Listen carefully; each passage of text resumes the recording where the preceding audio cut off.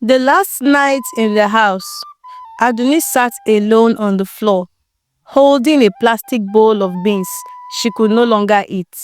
There was no chair, no table, no sound, just the hum of the night and her quiet tears.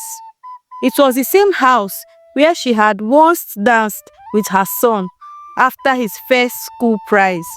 Now it was almost empty because tomorrow they would leave. She had sold it. Aduni was only 35 and already a widow.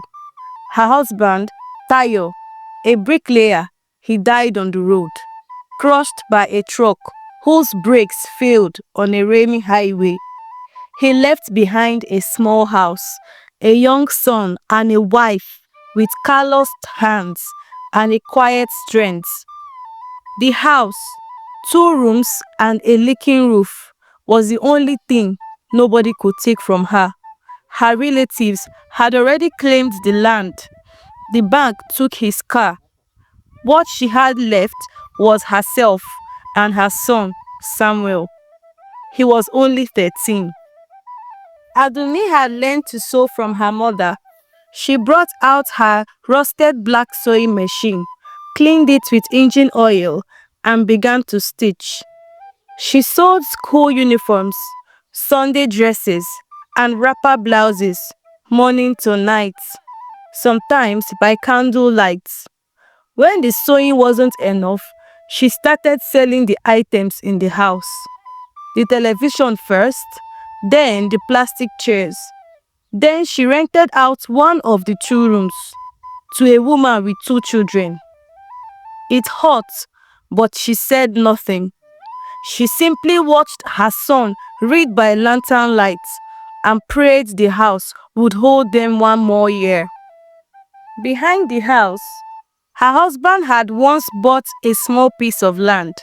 He had planned to build a shop for Aduni one day. But plans change when life doesn't wait. She sold the land to pay for Samuel's exam fees and the school books. The neighbors whispered, some judged, but Aduni did not explain herself.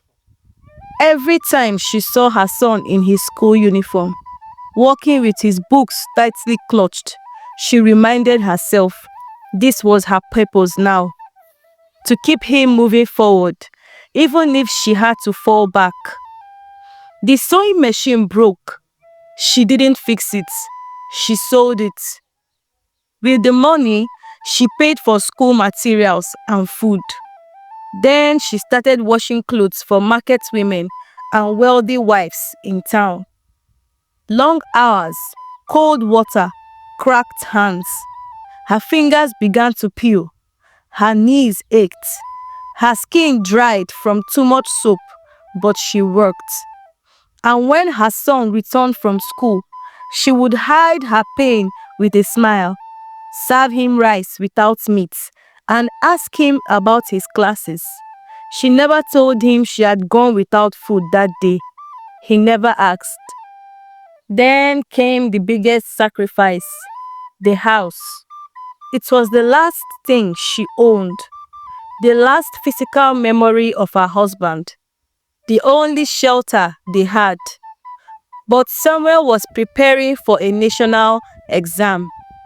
Admission fees, textbooks, new shoes. It was all too much. Aduni looked at the cement walls, the broken ceiling fan, the windows that wouldn't close, and she made a choice. She sold it.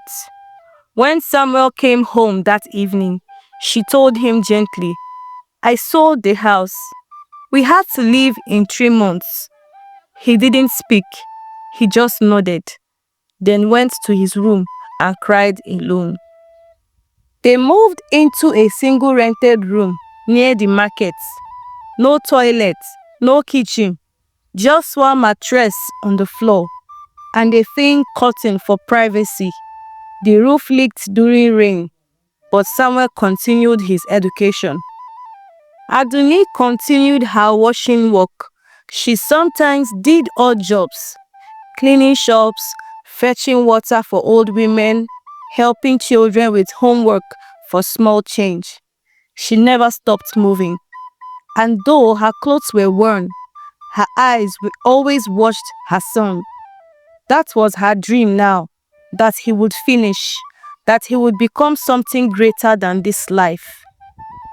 Samuel passed his exams, top of his class. He got accepted into a university to study medicine, but there was no money, no fees, no transport, no help. Until one day, a woman came knocking, one of Adumi's former laundry clients. She brought a flyer from a politician in town offering scholarships to 10 poor students. Aduni didn't wait. She fasted, she prayed, took Samuel to the church to kneel. She made him wear white to the interview, cut his hair, ironed his clothes with a coal iron, made him repeat practice questions for hours. He was accepted, number 6 out of 10. For 6 years, Aduni lived alone in that single room. She sold pepper in the market, braided children's hair. She kept her Nokia phone close, waiting for her son's call. And he called every Sunday evening, sometimes just for 2 minutes. "Mommy, I'm doing well. Mommy, I passed my exam." And she would reply, "God will keep you. I am praying." She never asked for money. She never asked for anything. She only asked for him to finish. Samuel finished medical school. He returned home for just one day, wearing his white coat, holding a brown envelope. Inside was money, his first paycheck. He handed it to her silently. She looked at it, then looked at him and cried. It wasn't just money. It was everything she had given, coming back home. 2 years later, Samuel built her a house. 3 bedrooms, tiled floor, clean water, a front porch with chairs. He brought her there in a small hired car, helped her down carefully, and opened the door with a smile. Aduni walked in. She touched the walls, opened the cupboards, flushed the toilet twice just to hear the sound. She sat on the bed, ran her hand over the blankets and said, "So this is how rich people live?" Samuel laughed. He said, "No, Mama, this is how you live now." Today, Aduni no longer washes clothes. She spends her morning watering flowers, her afternoons watching drama on TV, and her evenings reading psalms with a cup of warm tea. Sometimes she walks to the edge of the porch and stares at the sky. Her neighbors say she is lucky, but luck didn't build that house. Sacrifice did. So if you ever hear the story of a woman who sold her own roof just to keep her child in school, remember this: that woman is a pillar, a warrior, a legend, who may never wear a crown, but built a throne with her bare hands, all for love. Dear viewers, if you enjoyed this story, please give us a thumbs up and hit the subscribe button below. Also, tap on the notification bell so you will be notified of our new stories. Thanks for watching and stay blessed.